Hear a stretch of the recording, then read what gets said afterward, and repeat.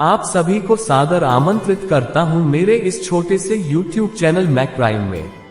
आपके आने वाले भविष्य की मंगल कामना करते हुए आज इस वीडियो में चर्चा करेंगे वर्तमान भारत के बिहार राज्यों के प्राचीन इतिहास को लेकर। जानेंगे बिहार के प्राचीन इतिहास को विस्तार से। उससे पहले आप सभी से मेरा निवेदन है कि अगर आपको वीडियो पसंद आए तो चैनल को सब्सक्राइब जरूर करना। प्राचीन बिहार के ऐतिहासिक स्रोतों से प्राप्त महत्वपूर्ण तथ्यों से स्पष्ट होता है कि यह राज्य पवित्र गंगा घाटी में स्थित भारत का उत्तरोत्तर क्षेत्र था, जिसका प्राचीन इतिहास अत्यंत गौरवमयी और वैभवशाली था। यहाँ ज्ञान, धर्म, आध्यात्म व सभ्यता संस्कृति की ऐसी किरण प्रस्फुटित हुई जिससे न केवल भारत बल्कि समस्त संसार आलोकित हुआ। कालखंड के अनुसार बिहार के इतिहास को दो भागों में बांटा जा सकता है। एक है पूर्व ऐतिहासिक काल 1500 से 1200 ईसा पूर्व तक। दूसरा है ऐतिहासिक काल जो है 1200 ईसा पूर्व से 1200 ईस्वी तक। यह ऐतिहासिक काल अत्यंत प्राचीनतम है, जो ऐतिहासिक युग से करीब 1 लाख वर्ष पूर्व का काल है। पूर्व ऐतिहासिक काल में बिहार के विभिन्न भागों में आदि मानव रहा करते थे। आदि मानव से जुड़े विभिन्न प्रकार के तात्कालिक साक्ष्य एवं सामग्री प्राप्त हुए हैं। जिन स्थलों से साक्ष्य मिले हैं वे मुंगेर, पटना एवं गया है। इनमें सोनपुर, चेचक, वैशाली, मनेर, पटना उल्लेखनीय है। प्लीस्टोसीन काल के पत्थर के बने सामान और औजार बिहार में विभिन्न स्थानों से प्राप्त हुए हैं। चिरांद एवं सोनपुर, गया से काले एवं लाल मृदभांड युगीन, हड़प्पा युगीन अवशेष मिले हैं। हड़प्पा युगीन साक्ष्य ओरियम, भागलपुर, राजगीर एवं वैशाली में भी मिले हैं। पूर्व ऐतिहासिक बिहार को निम्न युगों द्वारा अध्ययन किया जा सकता है। पूर्व प्रस्तर युग 10,000 पूर्व से पूर्व आरंभिक प्रस्तर युग के अवशेष हरत, कुल्हाड़ी, चाकू, खुरपी, रजरप्पा, हजारीबाग पहले बिहार एवं संजय घाटी, सिंहभूम में मिले हैं। ये साक्ष्य जेठिन, गया, मुंगेर और नालंदा जिले में उत्खनन के क्रम में प्राप्त हुए हैं। मध्यवर्ती प्रस्तर युग 10,000 पूर्व से 4000 पूर्व इसके अवशेष बिहार में मुख्यतः मुंगेर जिले से प्राप्त हुए हैं। इसमें साक्ष्य के रूप में पत्थर के छोटे टुकड़ों से बनी वस्तुएं तथा तेज धार और नोक वाले औजार प्राप्त हुए हैं।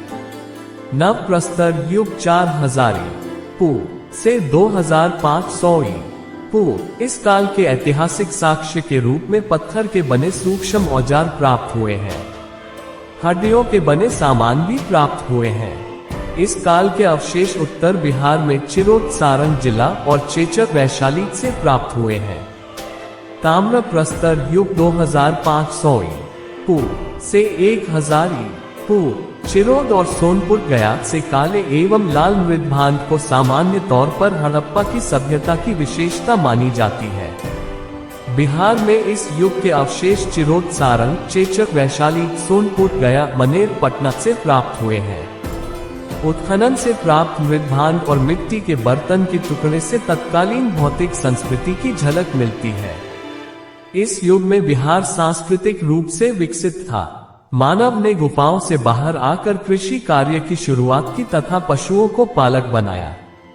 मृदभांड बनाना और उसका खाने पकाने एवं संचय के उद्देश्य से प्रयोग करना भी सीख गया था। ये सभी साक्ष्य को हम प्री एज बिहार का इतिहास भी कह सकते हैं। अगर वीडियो पसंद आए तो चैनल को सब्सक्राइब जरूर करें। ऐतिहासिक काल, ये काल उत्तर वैदिक काल माना जाता है। बिहार में आर्यीकरण इसी काल से प्रारंभ हुआ।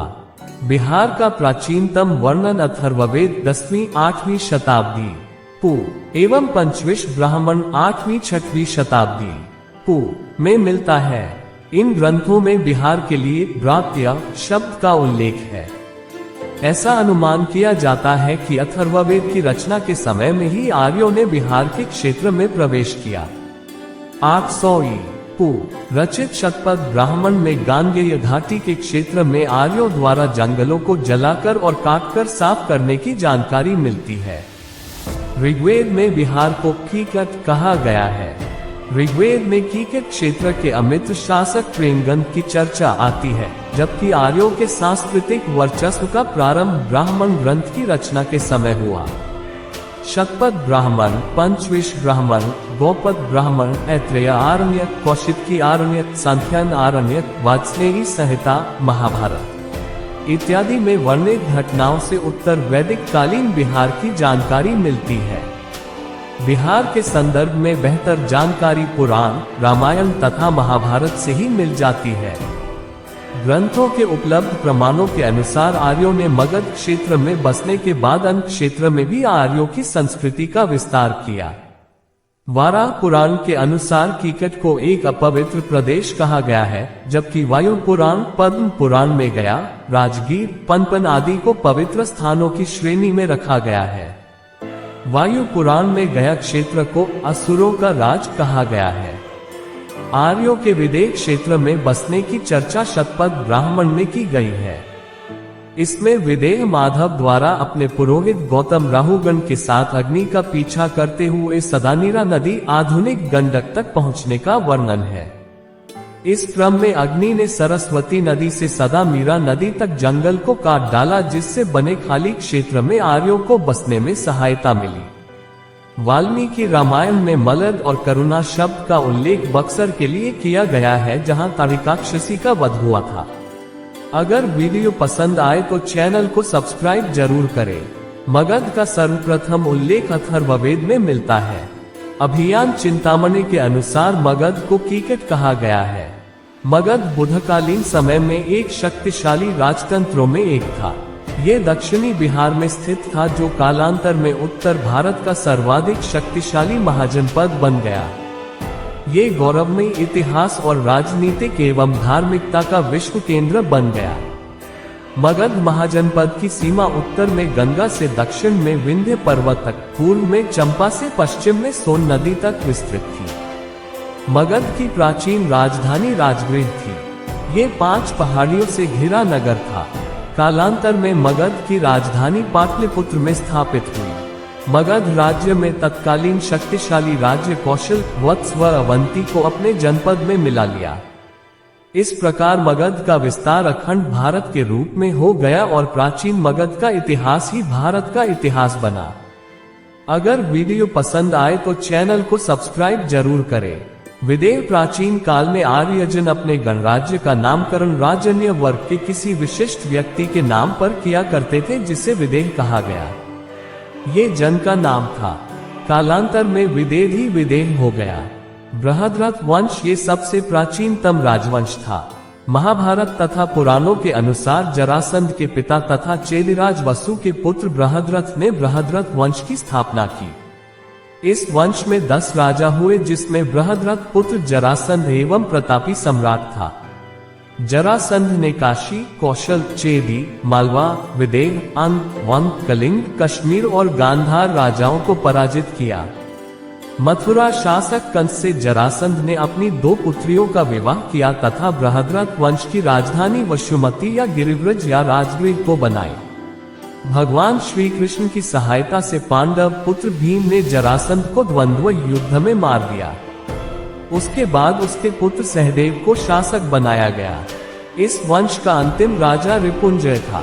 रिपुंजय को उसके दरबारी मंत्री पुलिक ने मारकर अपने पुत्र को राजा बना दिया। इसके बाद एक अन्य दरबारी महिला ने पुलिक और उसके पुत्र की हत्या कर अपने पुत्र बिंबिसार को गद्दी पर बैठाया। ईसा पूर्व 600 में बृहद्रथ वंश को समाप्त कर एक नए राजवंश की स्थापना हुई। पुराणों के अनुसार मनु के पुत्र सुद्युम्न के पुत्र का ही नाम गया था। अगर वीडियो पसंद आए तो चैनल को सब्सक्राइब जरूर करें। वैशाली के लिच्छवी बिहार में स्थित प्राचीन गणराज्यों में बुद्धकालीन समय में सबसे बड़ा तथा शक्तिशाली राज्य था। इस गणराज्य की स्थापना सूर्यवंशीय राजा इक्ष्वाकु के पुत्र विशाल ने की थी, जो कालांतर में वैशाली के नाम से विख्यात हुई। अल्प के बुली यह प्राचीन गणराज्य बिहार के शाहाबाद, आरा और मुजफ्फरपुर जिलों के बीच स्थित था। बुलियों का बैक द्वीप बेतिया के साथ घनिष्ठ संबंध था। बेतिया बुलियों की राजधानी थी। बुली लोग बौद्ध धर्म के अनुयायी थे। बुद्ध की मृत्यु के पश्चात उनके अवशेष को प्राप्त कर एक स्तूप का निर्माण करवाया था। हर्यक वंश बिंबिसार ने हर्यक वंश की स्थापना 544 पू में की। इसके साथ ही राजनीतिक शक्ति के रूप में बिहार का सर्वप्रथम उदय हुआ। बिंबिसार को मगध साम्राज्य का वास्तविक संस्थापक राजा माना जाता है। बिंबिसार ने गिरिव्रज राजगीर को अपनी राजधानी बनाई। इसके वैवाहिक संबंधों कौशल, वैशाली एवं पंजाब की नीति अपनाकर अपने साम्राज्य का विस्तार किया। बिंबिसार 544 पू से 492 पू। बिंबिसार एक कूटनीतिज्ञ और दूरदर्शी शासक था। उसने प्रमुख राजवंशों में वैवाहिक संबंध स्थापित कर राज्य को फैलाया। सबसे पहले उसने लिच्छवी गणराज्य के शासक चेतक की पुत्री चेलना के साथ विवाह किया। दूसरा प्रमुख वैवाहिक संबंध कौशल राजा प्रसेनजीत की बहन महाकौशला के साथ विवाह किया। इसके बाद भद्र देश की राजकुमारी क्षेमा के साथ विवाह किया। अगर वीडियो पसंद आए तो चैनल को सब्सक्राइब जरूर करें। शिशुनाग वंश। शिशुनाग 412 पू गद्दी पर बैठा। महावंश के अनुसार वह लिच्छवी राजा के वेश्या पत्नी से उत्पन्न पुत्र था। पुराणों के अनुसार वह क्षत्रिय था। इसने सर्वप्रथम मगध के प्रबल प्रतिद्वंदी राज्य अवंती को मिलाया। मगध की सीमा पश्चिम मालवा तक फैल गई और वत्स को मगध में मिला दिया। वत्स और अवंती के मगध में विलय से पाटलिपुत्र को पश्चिमी देशों से व्यापारिक मार्ग के लिए रास्ता खुल गया। कालाशोक ये शिशुनाग का पुत्र था जो शिशुनाग के 394 पू मृत्यु के बाद मगध का शासक बना। महावंश में इसे कालाशोक तथा पुराणों में काकवर्ण कहा गया है। नंद वंश 344 पू में महापद्यनंद नामक व्यक्ति ने नंद वंश की स्थापना की। पुराणों में इसे महापद्म तथा महाबोधिवंश में उग्रसेन कहा गया है। ये नायक जाति का था। उसे महापद्म एकारक सर्व क्षत्रांतक आदि उपाधियों से विभूषित किया गया है। महापद्म नंद के प्रमुख राज्य उत्तराधिकारी हुए हैं उग्रसेन, पंडुक, पांडुगति, भूतपाल, राष्ट्रपाल, योवेशानक, दशसिद्धक, कैवर्त, धनानंद। इसके शासन काल में भारत पर आक्रमण सिकंदर द्वारा किया गया। सिकंदर के भारत से जाने के बाद मगध साम्राज्य में अशांति और अव्यवस्था फैली।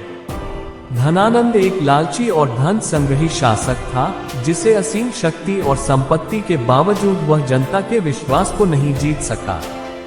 उसने एक महान विद्वान ब्राह्मण चाणक्य को अपमानित किया था। मौर्य राजवंश 322 पू में चंद्रगुप्त मौर्य ने अपने गुरु चाणक्य की सहायता से धनानंद की हत्या कर मौर्य वंश की नींव डाली थी। चंद्रगुप्त मौर्य ने नंदों के अत्याचार व घृणित शासन से मुक्ति दिलाई और देश को एकता के सूत्र में बांधा और मौर्य साम्राज्य की स्थापना की। ये साम्राज्य गणतंत्र व्यवस्था पर राजतंत्र व्यवस्था की जीत थी। अशोक 273 पू से 236 पू राजगद्दी प्राप्त होने के बाद अशोक को अपनी आंतरिक स्थिति सुदृढ़ करने में 4 वर्ष लगे। इस कारण राज्यारोहण 4 साल बाद 269 पू में हुआ था। कण्व राजवंश। शुंग वंश के अंतिम शासक देवभूति के मंत्री वसुदेव ने उसकी हत्या कर सत्ता प्राप्त कर कण्व वंश की स्थापना की। आंध्र व कुशाण वंश। मगध में आंध्रों का शासन था या नहीं मिलती है। कुशाणकालीन अवशेष भी बिहार से अनेक स्थानों से प्राप्त हुए हैं। कुछ समय के पश्चात प्रथम सदी छोटी में इस क्षेत्र में कुशाणों का अभियान हुआ। कुशाण शासक कनिष्क द्वारा पाटलिपुत्र पर आक्रमण किए जाने और यह के प्रसिद्ध बौद्ध विद्वान अश्वघोष को अपने दरबार में प्रश्रय देने की चर्चा मिलती है। कुशाण साम्राज्य के पतन के बाद मगध पर लिच्छवियों का शासन रहा। अन्य विद्वान मगध पर शक मुंडों का शासन मानते हैं। अगर आपको वीडियो पसंद आए तो चैनल को सब्सक्राइब जरूर करें। गुप्त साम्राज्य। मौर्य वंश के पतन के बाद दीर्घकाल तक भारत में राजनीतिक एकता स्थापित नहीं रही। कुशाण एवं सातवाहनों ने राजनीतिक एकता लाने का प्रयास किया। प्राचीन बिहार की जानकारी के लिए पुरातात्विक साहित्य, यात्रा वृत्तांत व अन्य देशी स्रोत उपलब्ध हैं। प्राचीन शिलालेख, सिक्के, पट्टे, दानपत्र, ताम्रपत्र, राजकाज संबंधी खाते बहियों, दस्तावेज, विदेशी यात्रियों के यात्रा वृतांत, स्मारक, इमारतें आदि विशेष महत्वपूर्ण होता है। ऐतिहासिक स्मारक या पुरातात्विक सामग्री व अन्य वस्तुएं बिहार में उपलब्ध हैं। बिहार का उल्लेख वेदों, पुराणों, महाकाव्यों आदि ग्रंथों में मिलता है। प्राचीन बिहार में मगध साम्राज्य के अनेक शासकों व जैन बौद्ध धर्म संबंधित जानकारियां ग्रंथों से मिलती हैं। अनेक प्राचीन सामग्री का विवरण भारत के अनेक स्थानों एवं चीन, तिब्बत, अरब, श्रीलंका, बर्मा व दक्षिण पूर्व एशियाई देशों आदि में उपलब्ध होती है। छात्र एवं विदेशी यात्रियों के आगमन, बौद्ध जैन धर्म के प्रचारकों, दक्षिण पूर्व एशिया के देशों से होने वाले व्यापार आदि के कारण प्राचीन बिहार के अनेक स्थानों पाटलिपुत्र, वैशाली, बोधगया, नालंदा, राजगीर, पावापुरी, अंग आदि से व्यापक संपर्क थे। प्रिय मित्रों, प्राचीन भारत के प्राचीन बिहार के बारे में एक छोटा सा जानकारी। वीडियो कैसा लगा नीचे कमेंट करके जरूर बताना। अगर वीडियो पसंद आए तो चैनल को सब्सक्राइब जरूर करें। कल फिर मिलेंगे एक नए वीडियो के साथ, तब तक आप सब खुश रहें, मस्त रहें।